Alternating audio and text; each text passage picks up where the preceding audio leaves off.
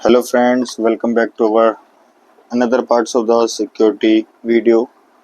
इसके पहले पार्ट में हमने फर्स्ट पार्ट कर लिया है सिक्योरिटी का। अब हमारे उसमें 3 आर्टिकल हो चुके थे। इस वीडियो में हमारे रिमेनिंग 2 आर्टिकल्स होंगे। अपार्ट फ्रॉम दिस जो हमारे न्यूज़ एंड शॉर्ट्स हैं वो भी कवर करेंगे।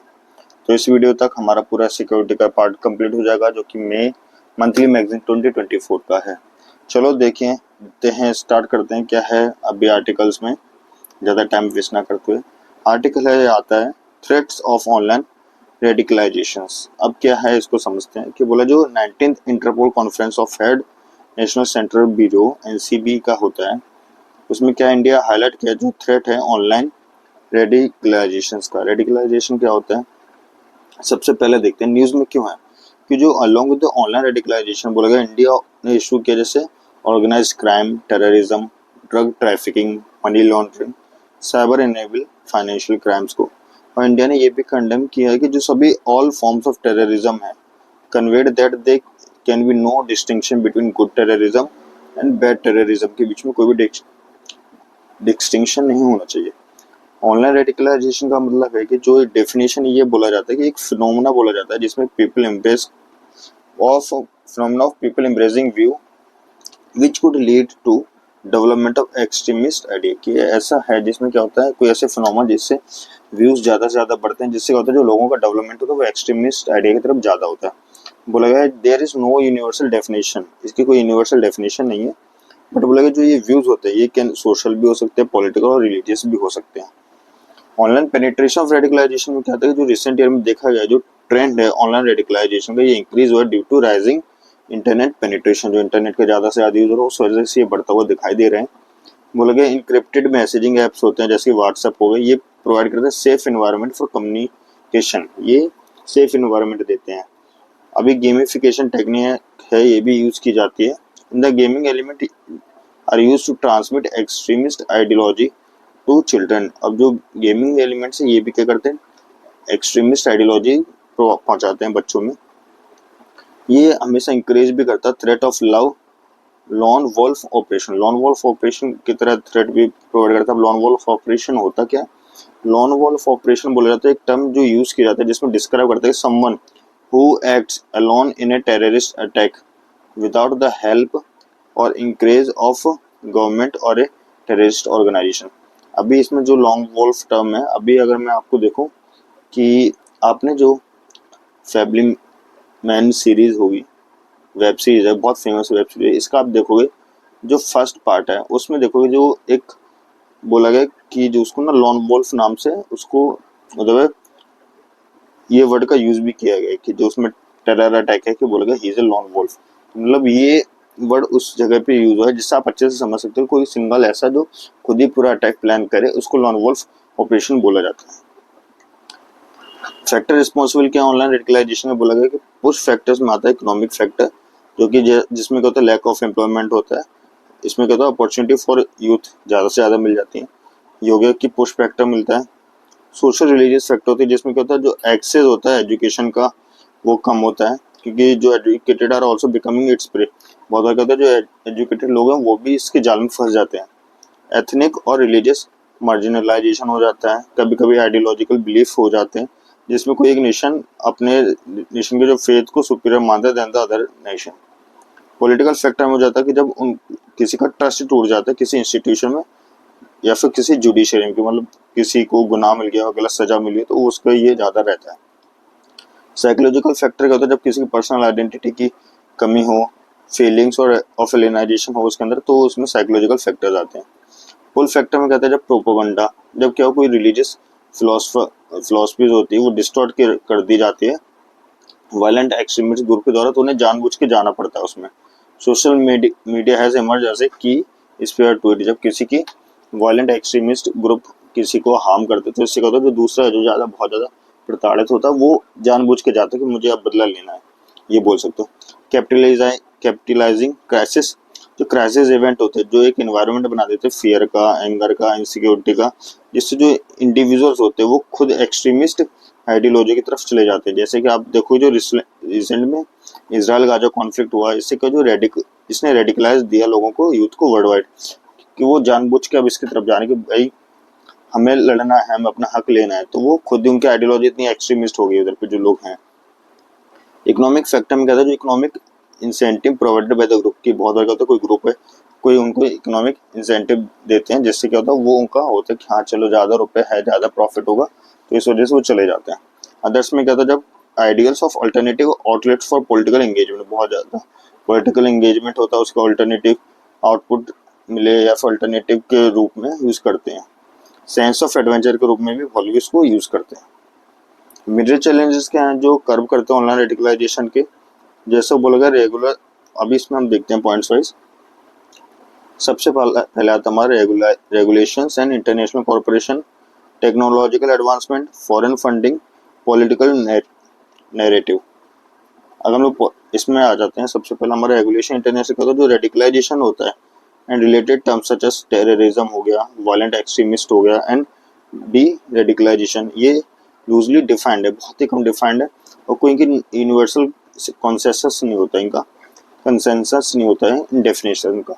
जो मैनी कंट्रीज हैं वो प्राइमरली व्यू करते हैं ऐसी एक्टिविटीज़ को कि वो नेशनल इंटरेस्ट की होती हैं, rather from the perspective of humanity, वो ह्यूमन परस्पेक्टिव के जरिए ना देख के उसको नेशनल इंटरेस्ट के रूप में देखती हैं। जैसे आपका ह्यूतीज जो एक रिबेलियन ग्रुप है येमेन में, ये सपोर्ट किया जाता है, ईरान के द्वारा सपोर्ट किया जाता है। तो क्या होता है, बहुत सारी कंट्री को अपने नेशनल इंटरेस्ट के, मतलब जिस कंट्री का जो फायदा होता है वो उसके तरीके से देखते हैं, ये नहीं देखते कि अगर इंसानियत की तरफ से नहीं देखते ये लोग। बहुत सारे इन पे टेक्नोलॉजिकल एडवांसमेंट होता है, जैसे कि डार्क वेब हो गया, वीपीएन नेटवर्क्स हो गए, ये यूज़ किए जाते हैं रेडिकलाइजेशन के लिए। एडिशनली जो ऑनलाइन रेडिकलाइजेशन एक्टिविटीज़ होती हैं ये carried out from foreign terrorist, making it difficult to trace them, और ये बहुत ज़्यादा एक्टिविटीज फॉरेन टेररिस्ट के द्वारा ही किया जाता है, जिससे क्या होता है टेरिटरीज में ही होता है, जिससे क्या होता है डिफिकल्ट हो जाता है उनको ट्रेस करना। फॉरेन फंडिंग होती है, इसमें क्या होता है जो रेडिकलाइजेशन है ये फ्यूल किया जाता है क्रॉस बॉर्डर फॉरेन फंडिंग के द्वारा, जिसमें क्या होता है further reinforce due to nexus between state and non state actors. जब state and non state actors के बीच में कोई अच्छा सा कम्युनिकेशन सिस्टम या फिर इसको ट्रेस करने की चीज़ या फिर कोई मैकेनिज्म नहीं होता है जैसे ये इसको ब्रेक कर पाए, तो इसमें क्या होता है जो बाहर से फंडिंग ज़्यादा आती है और इसको ट्रेस करना थोड़ा डिफिकल्ट हो जाता है। पॉलिटिकल नैरेटिव में देखें कि अगर कोई हेट स्पीच है, कम्युनल टेंशन है, जिससे क्या होता है लोगों में जो पब्लिक स्पीच है वो या फिर इलेक्शन हो गए ये अपलोड हो जाए ऑनलाइन प्लेटफॉर्म में और जो वाइडली सर्कुलेट हो जाए, जिससे क्या होता है कि मतलब आपके अंदर एक एनवायरनमेंट जनरेट हो जाता है, आपके अंदर एक ऐसा हो जाता है कि मुझे क्या ये बोले हैं, इनका क्या मोटिव है नेता लोगों को, कैसे इन्होंने प्रेजेंट किया है, तो एक सेंस ऑफ हेट्रेड आ जाता है किसी के लिए। अगर शायद में भी कोई पुरानी वीडियो हो जो सर्कुलेट हो जाए at the time of election, तो क्या वो उस नेता के लिए हमारे दिमाग में हमेशा हेट्रेड आ जाएगा, या फिर उस टाइम पे एट ए पर्टिकुलर टाइम हमारे दिमाग में कुछ हेट्रेड या फिर कुछ गलत थिंकिंग आ जाएगी उस पर्सन को लेके, ये हो जाता है इसमें। की इनिशिएटिव में क्या आता है हमारा जो कर्व कर सकते हैं ऑनलाइन रेडिकलाइजेशन को ग्लोबल लेवल पे देखते हैं। इसमें क्या united nation global counter terrorism strategy, फिर European union deal service act DSA, global internet forum to counter terrorism, tech against terrorism, Christchurch call. अब एक एक करके इनको देखें। जो हमारा united nation global counter terrorism strategy enhance करता है कि कैपेसिटी ऑफ नेशंस की कि वो टैकल कर पाए ऑनलाइन रेडिकलाइजेशन का। सेकंड ऑफ जो यूरोपियन यूनियंस का डिजिटल सर्विस एक्ट डीएसए है, इसका मेन गोल है कि प्रिवेंट करता है इलीगल हार्मफुल एक्टिविटीज को online and spread of disinformation को भी ये प्रिवेंट करता है। साथ में जो ग्लोबल इंटरेस्ट फोरम है जो टू काउंटर टेररिज्म, ये एक एनजीओ है जो फाउंड किया गया Meta, Microsoft, YouTube and X द्वारा 2017 में। जो forum was establish to foster technical collaboration, के बीच में टेक्निकल कोलैबोरेशन हो एमंग मेंबर कंपनीज के साथ साथ एडवांस रिलेवेंट रिसर्च हो इनका और नॉलेज को ये शेयर कर पाए। टेक अगेंस्ट टेररिज्म क्या होता है कि पार्टनरशिप हुई है टेक्नोलॉजी कंपनी के गवर्नमेंट के द्वारा and United nation counter terrorism committee executive director, इनके बीच में क्या होता है पार्टनरशिप होती है। तो इससे क्या होता है कि ऐसे टैग बनाए जाते हैं जो टेररिज्म के खिलाफ हो।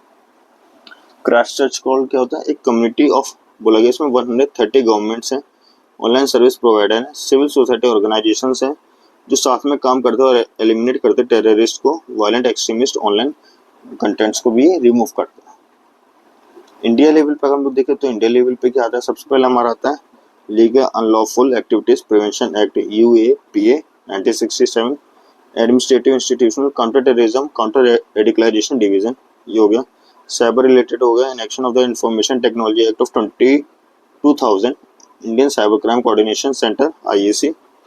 फिर हो गया स्टेट लेवल इनिशिएटिव में हो रहा था हमारा Maharashtra police deradicalisation programme, Maharashtra model of deradicalisation, Kerala pigeon operation Kerala, सही रास्ता प्रोग्राम एंड ऑपरेशन सद्भावना।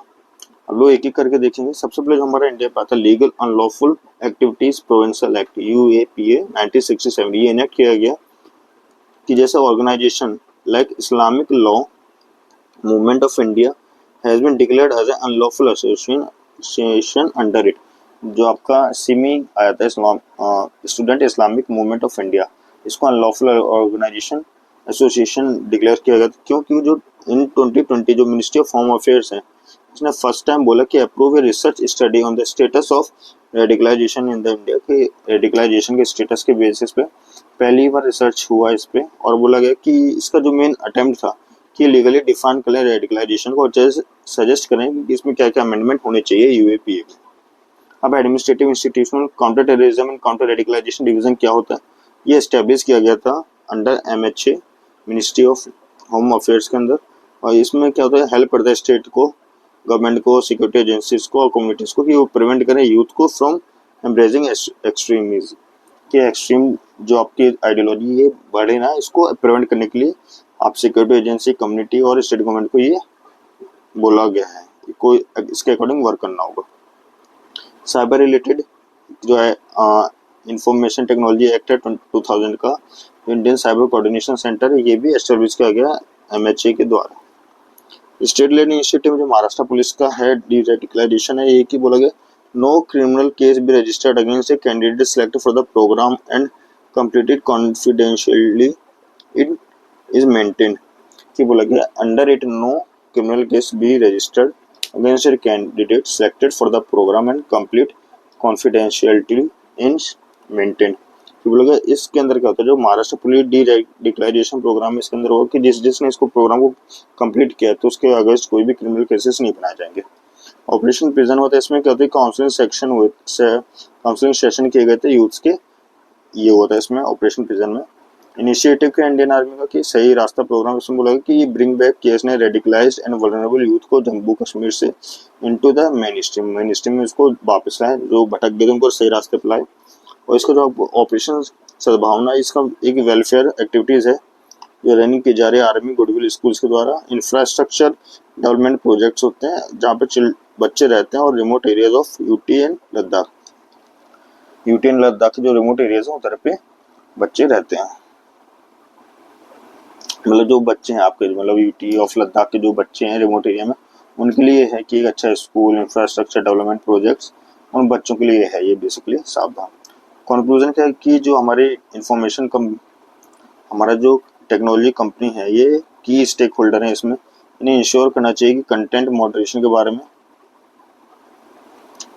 इन्हें इंश्योर करना चाहिए content moderation with the help of artificial intelligence के साथ। रिमूव करना चाहिए उन्हें कंटेंट, रिपोर्ट करके ब्लॉक करना चाहिए ऐसे अकाउंट को जो स्प्रेड करते हैं ऐसे कंटेंट्स को, उन्हें प्रोहिबिट भी करना चाहिए।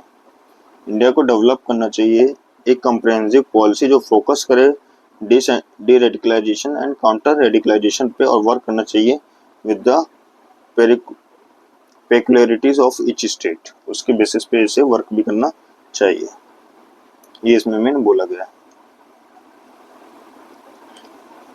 अब रिलेटेड न्यूज में देखता हूँ क्या आता है हमारा, कि बोला जो इंडिया है कंट्रीब्यूट करता है यूएन टेररिज्म ट्रस्ट फंड में कंट्रीब्यूट करता है, कि इंडिया है इसने कंट्रीब्यूट किया $500,000 to a UN counter terrorism trust fund. और बोला इसने अनाउंस किया गया जो हमारे मिनिस्टर ऑफ एक्सटर्नल अफेयर्स हैं ड्यूरिंग यूएन सिक्योरिटी काउंसिल में, कि terrorism committee meeting held in 2020 under its presidency, India की प्रेसिडेंसी में हुआ था, इसमें भी इसको अनाउंस किया गया था। इंडिया का जो कंट्रीब्यूशन है ये सपोर्ट करता है यूएनओसीटी के ग्लोबली प्रोग्राम को, मेंटेन करता है काउंटरिंग फाइनेंशियल ऑफ टेररिज्म, इसको ये मेंटेन करता है कि काउंटर करे जो टेररिज्म फंडिंग होती है उसको, और काउंटर करे टेररिज्म ट्रैवल प्रोग्राम को भी काउंटर करे। CFT क्या इसका मेन एम होता है कि स्ट्रेंथन करे कैपेसिटी ऑफ मेंबर स्टेट्स का, और ऐसे रिस्क जो टेररिज्म क्या उसको अंडरस्टैंड करे, समझे। CTTP क्या होता है, ये असिस्ट करता है बेनिफिशियरी मेंबर स्टेट्स को कि वो कैपेसिटी बिल्ड कर पाए, डिटेक्ट कर पाए काउंटर टेररिस्ट एक्टिविटीज को। हमारा जो United nation office of counter terrorism ये कहाँ है, ये एस्टेब्लिश हमारा 1949 में हुआ था।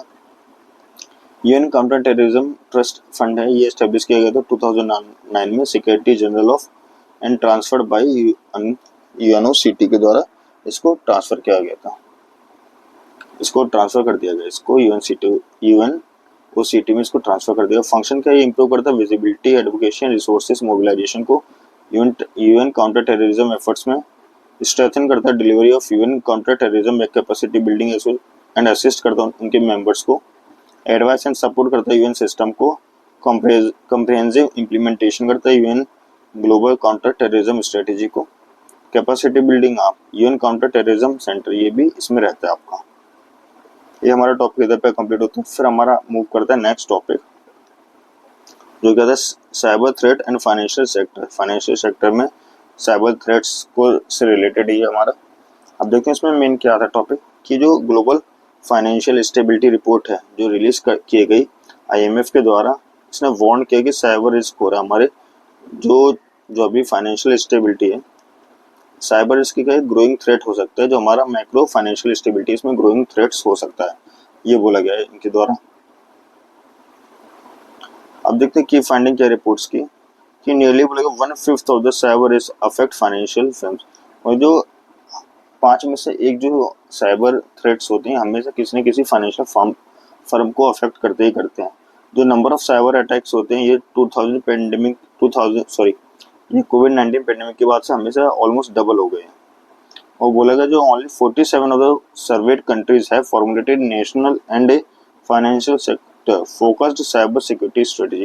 वो बोला सिर्फ जो अभी तक कंट्री सर्वे की गई उनमें से सिर्फ 47 कंट्रीज ही ऐसी हैं जिनने एक अपना national and financial sector focused cyber security strategy बना के रखी है। उन्होंने बोला कि नेशनल लेवल पे जो फाइनेंशियल सेक्टर को फोकस करता है ऐसे उसमें साइबर सिक्योरिटी बनाई गई है जो ऐसे थ्रेट्स से बचाए उनको। रीजन क्या है इन थ्रेट्स के बीच में, बोले कि सबसे पहले कि rapid digital transformation technology innovation, कि जो हमारा ट्रांसफॉर्मेशन हो रहा है, डिजिटल ट्रांसफॉर्मेशन हो रहा है, टेक्नोलॉजी इनोवेशन हो रहा है, इससे क्या हो रहा है कि इसको इजिली रिमोट वर्क भी कर सकते हो, डिलीवरी एप्लीकेशन में भी हो सकता है, कॉन्टैक्टलेस पेमेंट में भी ये हो सकता है। साथ साथ में बोला जो फिनटेक कंपनीज हैं जो एक्सपोज करते हैं financial system to cyber threats, जो नई नई फिनटेक कंपनी है इससे कहते हैं साइबर थ्रेट्स के लिए ज़्यादा से ज़्यादा इनको ईजी हो जाता है क्योंकि बहुत ज़्यादा एक्सेस हो गया, इन पे ईजिली एक्सेस हो गया क्योंकि हर चीज़ का डिजिटलाइजेशन हो गया और ऑपरेशन भी डिजिटलाइज कर सकते हैं। और बहुत सारे जो प्लेटफॉर्म हैं फ्रॉड जो करते हैं वो हमेशा इंटरकनेक्टेड रहते हैं, एक ना एक दूसरे तरीके से इंटरकनेक्ट मिलते ही हैं। और इसमें ये भी हम समझ सकते हैं जो थ्रेट्स है ये होता है क्योंकि जो डिजिटलाइज ऑपरेशन है उसकी वजह से जो सब प्लेटफॉर्म कनेक्ट है इसकी वजह से मेन होता है।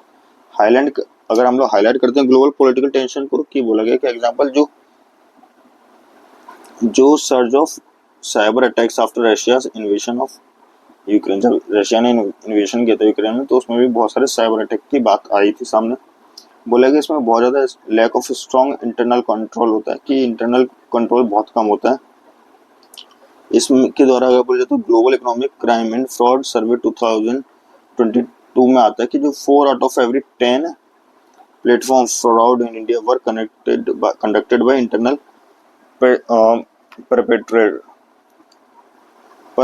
परपेट्रेटर्स, मतलब जो खुद अंदर से ही इसमें काम कर रहे होते हैं उनके द्वारा किया जाता है ज़्यादा से ज़्यादा।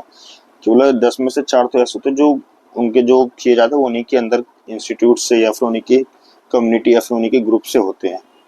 Lack of swift action and detection क्या बोला गया जिसमें क्या होता है कि इसमें स्विफ्ट एक्शन और डिटेक्शन का कमी होता है, जिससे क्या होता है जो इंडिविजुअल हैं जो रिपोर्ट करते हैं इन क्राइम्स को वो हमेशा डिस्करेज रहते हैं कि इसमें इजिली बच जाना, डिटेंशन भी नहीं रहता इतना, तो जो आपकी रिपोर्ट भी करें इन क्राइम्स को वो भी ज़्यादा इतना मोटिवेटेड नहीं होती कि हाँ हो गया चलो हो गया कुछ नहीं, क्योंकि इसमें कुछ एक्शन टेकिंग बहुत स्लो है इसमें, ये बोल सकते हैं।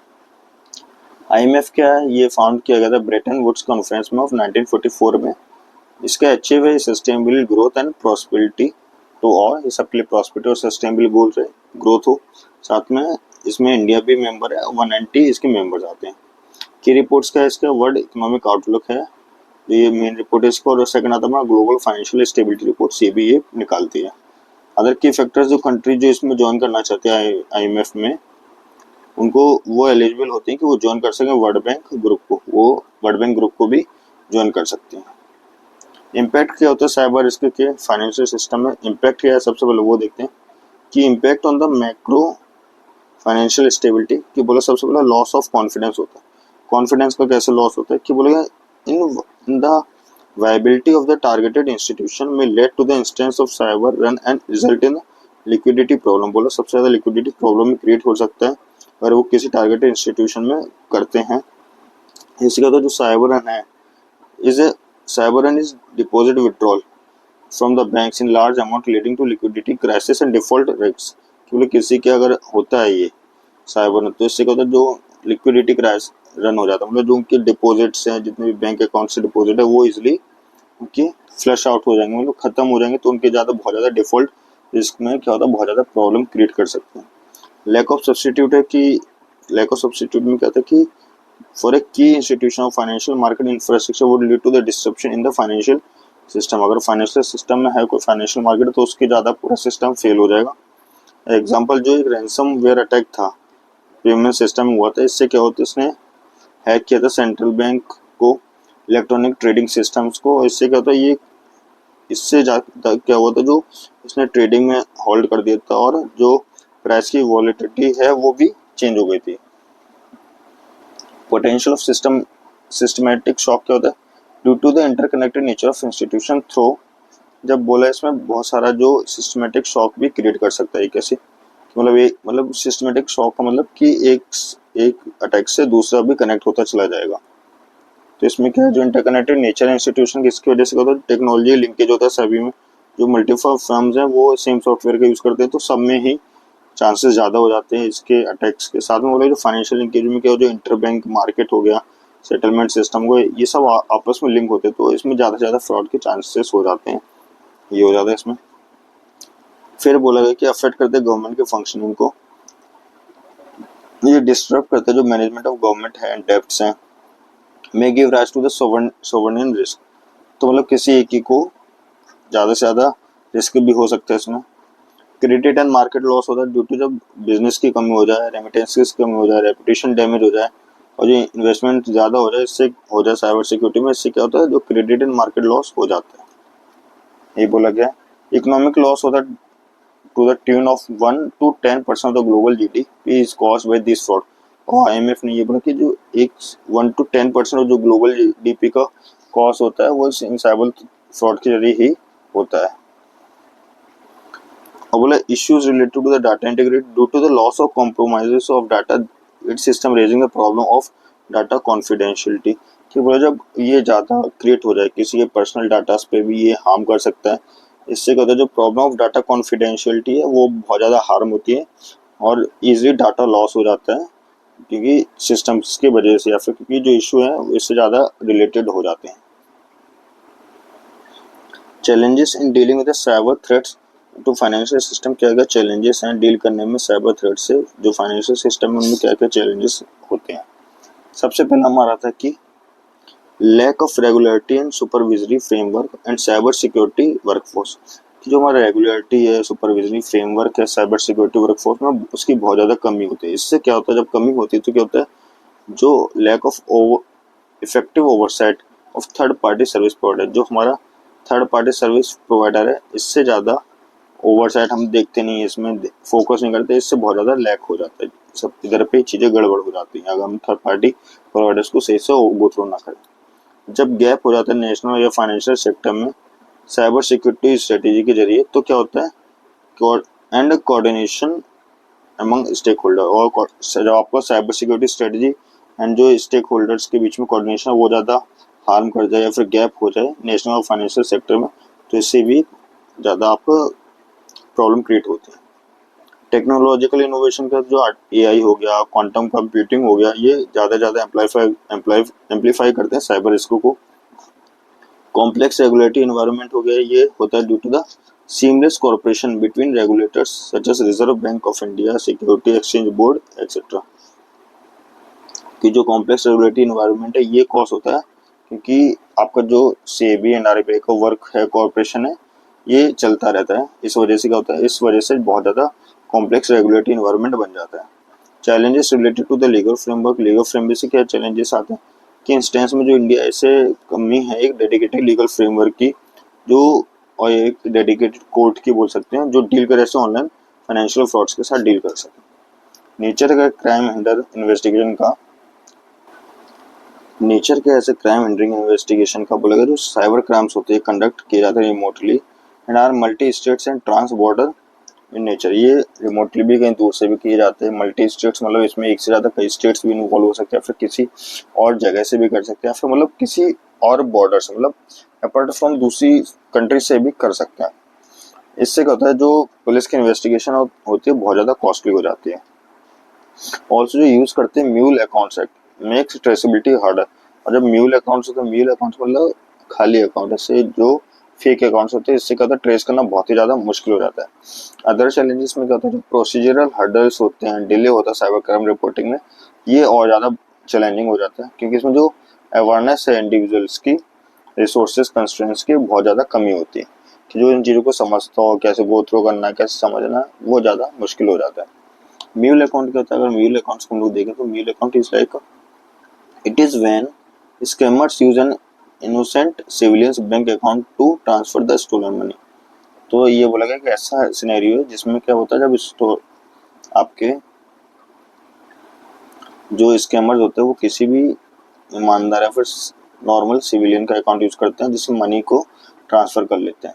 अब इसके रिगार्ड में भी मेरे दिमाग में आपको मैं आइडिया देता हूँ। रिसेंट में आपने अगर मूवीज देखते हो तो आपका बी कीपर करके एक मूवी है हॉलीवुड का रिसेंट में, उसमें देखोगे आपको पूरा यही सिनेरियो कैसे वो लोग दूसरे के अकाउंट में कैसे फ्रॉड्स करते हैं और इजीली मनी निकाल लेते हैं। बी कीपर हो गया, इसमें दो एग्जांपल हो जाएंगे, मैं आपको बताता हूँ।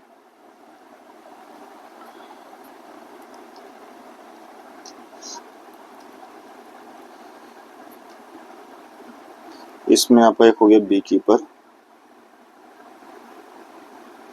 ये होगा आपका हॉलीवुड में। अगर आप देखते हो, अगर आप इंडियन लेवल पे देखते हो तो आपके नेटफ्लिक्स पे एक है लाइक जाम तारा करके, आपके एक बहुत related to the cyber crime frauds only, कि कैसे साइबर क्राइम फ्रॉड्स होते हैं, कैसे like with the single call कि नॉर्मल कॉल से आपसे बात करके कैसे वो आपसे साइबर क्राइम करते हैं और क्या क्या इसमें स्टेजेस होते हैं, क्या इसमें मेन प्रॉब्लम है जो कॉज होती है, वो आपको इजीली समझ में आएगी। ये जो अगर आप ये नॉर्मली ये देखते भी हो तो आपको इजीली लाइक जो आपका आर्टिकल है उससे ज़्यादा ही समझ में आ जाएगा आपको, ये श्योर है। फिर इसमें हमारा नहीं चाहता कि जो इनिशिएटिव हैं जो लिए गए हैं जिससे वो हम लोग थ्रेटन जो साइबर थ्रेट्स हैं फाइनेंशियल सिस्टम में उसको खत्म कर पाए। सबसे पहला था हमारा कि citizens financial cyber fraud reporting and management system, एक ही होगा हमारे पास जो सिटीजन की फाइनल साइबर फ्रॉड्स को रिपोर्ट करो, इसको मैनेज करने का एक सिस्टम हो। फाइनेंशियल इंटेलिजेंस यूनिट हो इंडिया में, जो FIU फ्यू बोल सकते हो इसमें। कंप्यूटर इमरजेंसी रिस्पॉन्स टीम हो, सर्टेन हो गया जो आपका। फिर हो गया हमारा चक्षु क्या है इसको भी देखते हैं कि अब अगर जो हमारा citizen financial cyber fraud reporting and management system हो, ये करना चाहिए as a part of national cyber crime reporting portal होगा ये, जिसमें हमें रिपोर्ट करना होगा साइबर क्राइम के रिलेटेड हर फ्रॉड को। और जो फाइनेंशियल इंटेलिजेंस यूनिट होगा ये क्या होगा, रिस्पॉन्सिबल होगा, रिसीव करेगा, प्रोसेस करेगा, एनालाइज करेगा सभी डिससेमिनेटिंग इंफॉर्मेशन को जो यूज किए गए सस्पिशियस फाइनेंशियल ट्रांजैक्शन के लिए। साथ में एक साथ हमारा कलेक्ट करना, जो सर्टेन है ये क्या करेगा, कलेक्ट करेगा, एनालाइज करेगा और डिससेमिनेट करेगा इंफॉर्मेशन को on cyber incident and also issues alerts, और इस पर भी अलर्ट्स को इशू करेगा। चक्षु का एक इनिशिएटिव है, ये एम्पावर करता है सिटीजन्स को कि वो प्रोएक्टिवली सब रिपोर्ट करे, सस्पेक्टेड फ्रॉड कम्युनिकेशन को प्रोएक्टिवली रिपोर्ट करे, ऐसा बोला गया है।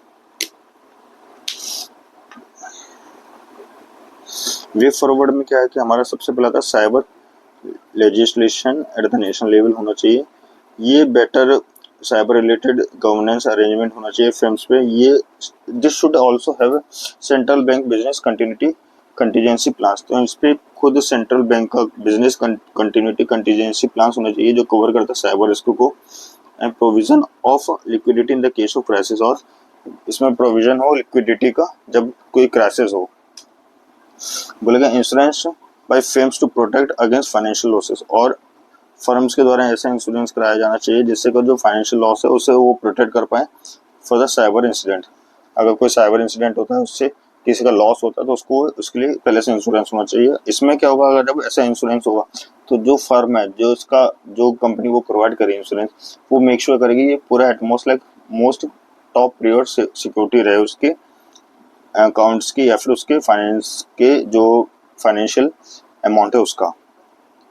Periodically assessment of the cyber security landscape, cyber security landscape पर पीरियोडिकली असेसमेंट होना चाहिए और आइडेंटिफिकेशन होना चाहिए ऐसे पोटेंशियल सिस्टमेटिक रिस्क का जो कनेक्ट हो एक दूसरे से और जहाँ पे बहुत ज़्यादा कंसंट्रेशन दिख रहा हो, इसमें थर्ड पार्टी सर्विस प्रोवाइडर हो। इन चीज़ों को ज़्यादा से ओवरव्यू करना चाहिए, टाइम पे नहीं चेकआउट करना चाहिए कि इधर से कहीं कोई सिस्टम का गो थ्रू तो नहीं हो रहा है। इंकरेज करना चाहिए हमें साइबर मैच्योरिटी का एमंग फाइनेंशियल सेक्टर फर्म्स में, चाहे वो आपका ब्रॉड लेवल एक्सेस हो, साइबर सिक्योरिटी एक्सपर्टीज की जरूरत होनी चाहिए जो बेटर साइबर रिलेटेड गवर्नमेंट्स को बनाएंगे जिससे रिड्यूस कम से कम हो। इम्प्रूव करना चाहिए हमें cyber hygiene to firm by enhancing online security, हमें ऑनलाइन सिक्योरिटी बढ़ानी चाहिए जिससे साइबर हाइजीन बनी रहे। ओवरऑल सिस्टम हेल्थ है, जैसे एंटी मेलवेयर हो गया या फिर मल्टी फैक्टर ऑथेंटिकेशन हो गया, ये होना चाहिए जिससे ऑनलाइन जो साइबर सिक्योरिटी है वो मेंटेन बनी रहे। कैपेबल क्या होना चाहिए साइबर सिक्योरिटी वर्कफोर्सेस का, कि साइबर सिक्योरिटी वर्कफोर्स कैपेबल होनी चाहिए। Domestic and international information share arrangement होना चाहिए कि डोमेस्टिक और इंटरनेशनल लेवल पे जो भी इन्फॉर्मेशन वो इजीली एक दूसरे से शेयर हो सके, लेकिन द साइबर सिक्योरिटी सेल्स में ओनली।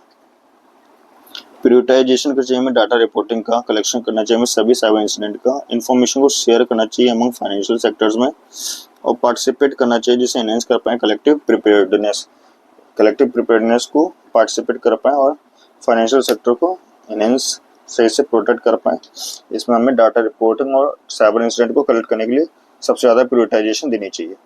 कंक्लूजन क्या है, जो साइबर इंसिडेंट हैं ये पोज करते हैं ग्लोबल फाइनेंशियल स्टेबिलिटी थ्रेट्स को ड्यू टू डिजिटलाइजेशन टेक्नोलॉजीज का। अगर हम लोग इस पर अभी से काम नहीं करेंगे तो फ्यूचर में जाके बहुत ज़्यादा बड़ा इंसिडेंट बन जाएगा, क्योंकि हर चीज़ डिजिटलाइज हो जाएगी, टेक्नोलॉजी पे डिपेंड होगी, जियो पोलिटिकल टेंशन भी क्रिएट कर देगी ये ईजिली, जिससे का जो फाइनेंशियल सेक्टर है उसको डेवलप करना चाहिए ऐसी कैपेसिटी और डिलीवर करना चाहिए ऐसे क्रिटिकल सर्विसेज को जो ऐसे डिस्ट्रप्शन को ना होने दे, ऐसे डेवलप करना चाहिए रिस्पॉन्सेज को जो रिकवरी करे ऐसे टाइम की क्राइसिस मैनेजमेंट आए तो उस टाइम पे रिकवरी भी करा सके। ऐसे हमारे पास ऐसे रिस्पॉन्स डेवलप करने के लिए हमारे पास मैकेनिज्म होना चाहिए। ये भी हमारा टॉपिक होता है इधर पे खत्म। नेक्स्ट टॉपिक हमारा मूव ऑन होता है जो हमारे न्यूज़ इन शॉर्ट्स आते हैं, इसको भी हम लोग गो थ्रू करते हैं आफ्टर दिस टॉपिक। सबसे पहला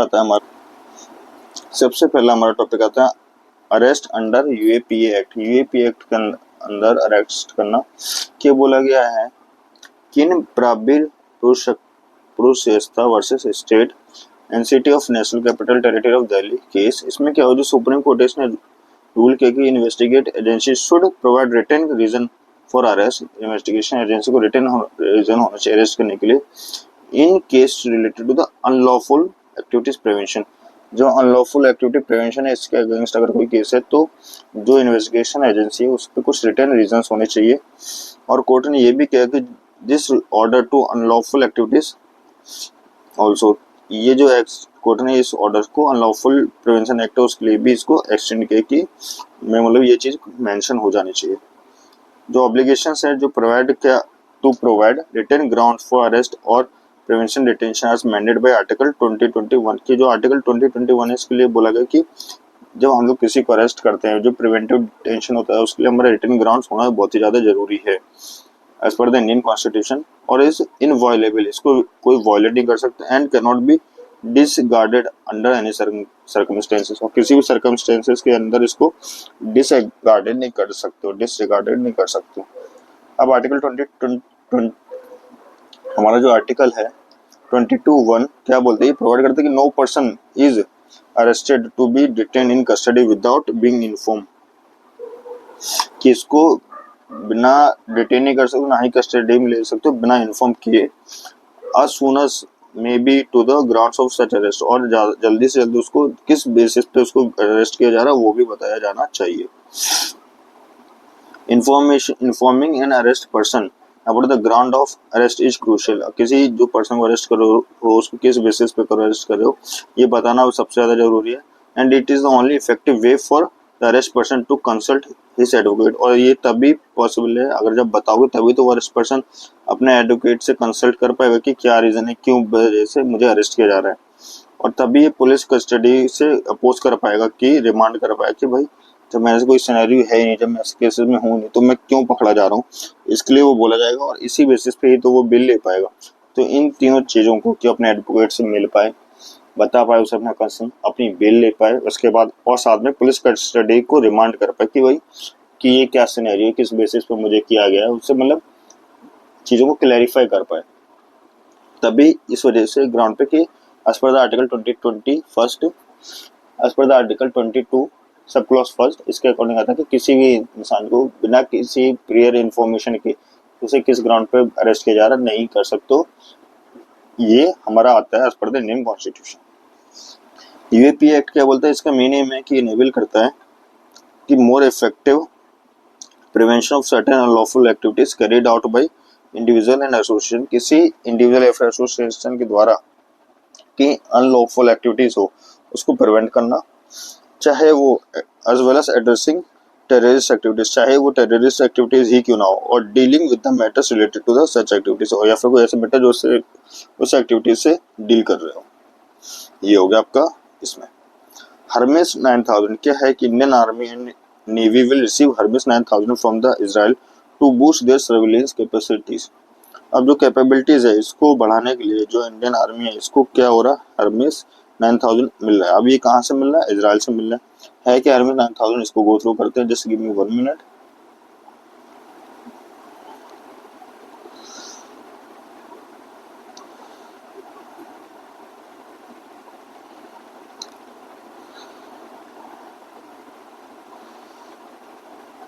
हर्मेस 9000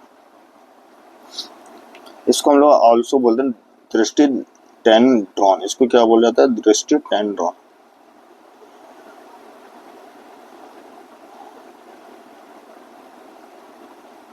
हर्मेस 900 है, इट्स नॉट अ 9000, हर्मेस 900, इसको हम लोग बोलते हैं दृष्टि 10 ड्रोन। क्यों बोलते हैं उसको हम लोग भी देखते हैं।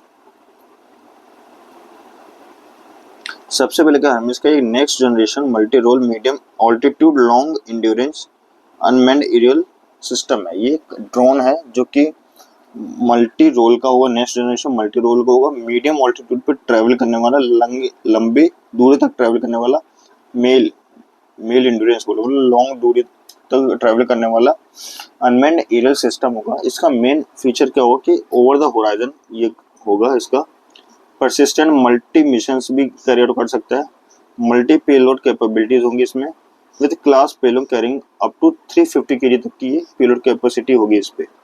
बोले कैपेबल होगा कि परफॉर्म कर पाएगा missions for the area dominance के लिए, किसी एरिया को डोमिनेंस करने के लिए, परसिस्टेंस इंटेलिजेंस के लिए भी, सर्विलांसेस के लिए भी, और टारगेट एक्विजिशन के लिए भी, और साथ साथ में रिकंस्ट्रक्शन के लिए भी, रिकॉन्सेशंस के लिए भी, आई स्टार बोलते हैं जिसको, इसके लिए भी कर सकते हैं ये। अच्छा इसका होगा शॉर्ट में तो मेन इसका वर्क क्या होगा, that will be ISTAR. ISTAR में हो गया हमारा सबसे पहले वो इंटेलिजेंस, फिर हो गया सर्विलेंसेस के लिए, टारगेट एक्विजिशन हो गया, फिर हमारा होगा रिकॉन्सेंस के लिए। सेकंड बोला ये परफॉर्म कर सकता है ground support and maritime petrol missions में, ग्राउंड सपोर्ट की तरह काम कर सकते हैं। अगर वो जो पेट्रोलिंग मिशंस में है तो अगर उनकी जो लैंड एरिया है फिर जो एरिया है उस एरिया को कोई गो थ्रू या ओवरव्यू करने के लिए वो अपने इजिली इसके जरिए भी कर सकते हैं। और ऑफर करता है capabilities for integrated multi platform and multi sensor operation भी कैरी आउट कर सकता है। डिफरेंट लेवल पे मल्टी सेंसर ऑपरेशन भी इसको ये कैरी आउट कर सकता है। ये हो गया। नेक्स्ट आता हमारा एक्सरसाइज इन न्यूज में भी कौन सी एक्सरसाइजेस आ रही हैं रिसेंट में हमारे जो भी आया है, दैट इज लाइक तरकश है, तरकश एंड द शक्ति। तरकश क्या आता है, तरकश इज लाइक 7th एडिशन है हमारा जो Indo US joint counter terrorism services है, इसका ये हमारा आता है 7th एडिशन है इसका। साथ में है ये रिसेंटली हुआ है कोलकाता में, ये बिटवीन हुआ है Indian national security guard and NSG के द्वारा एंड जो आपका यूएस ऑपरेशन फोर्स है एसओएफ स्पेशल ऑपरेशन फोर्स के बीच में हुआ है हमारा। साथ में अभी शक्ति का 7th एडिशन है, एक्सरसाइज हुआ है शक्ति की भी। ये मिलिट्री एक्सरसाइज है बिटवीन इंडिया एंड फ्रांस की, जो स्टार्ट की गई मेघालय में हुई है अभी स्टार्ट रिसेंटली। तो अभी जो सिक्योरिटी पार्ट्स में देखें तो हमारे पास अभी सिर्फ इतने ही न्यूज़ है जो अभी हमें कवर करना था। न्यूज इन शॉर्ट्स में ज़्यादा नहीं है रिलेशन, कम ही वीडियोस रहे हैं, कभी टॉपिक है तो हमारा ये पार्ट भी कवर होते इधर पे। After this we will move to the next part of environment. तो टिल दैट हमारा ये वीडियो कंप्लीट होता है। अब हमारा नेक्स्ट पार्ट किसका होगा? एनवायरनमेंट का, जो कि आपको कल अपलोड होगा। तब तक के लिए thank you, have a good day. Also कोई भी आपको डाउट है या कोई भी फीडबैक मुझे देना हो तो आप मुझे इजीली इस वीडियोस के कमेंट सेक्शन में आप मुझे अपना फीडबैक भी दे सकते हो। That will be very helpful, क्योंकि अभी जो रिसेंट है ये वीडियोस अभी मैंने रिसेंट में ही स्टार्ट किए थे, इसमें बहुत से प्रोनाउंसिएशन भी गलत होगा, मिसकम्युनिकेशन भी होगा, कुछ वर्ड्स का एक्सप्लेनेशन भी अलग होगा, but I will try to improve it best to best. And इसमें क्या होगा, हम लोग डेली बेसिस पे करंट अफेयर्स भी अपडेट करते जाएंगे आने वाले टाइम पे जल्दी ही। तो टिल दैट goodbye, have a good day, thank you all,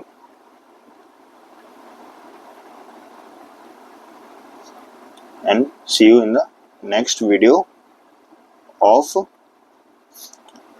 our environment part 1 के हम लोग नेक्स्ट वीडियो में मिलते हैं। Bye bye, have a good day.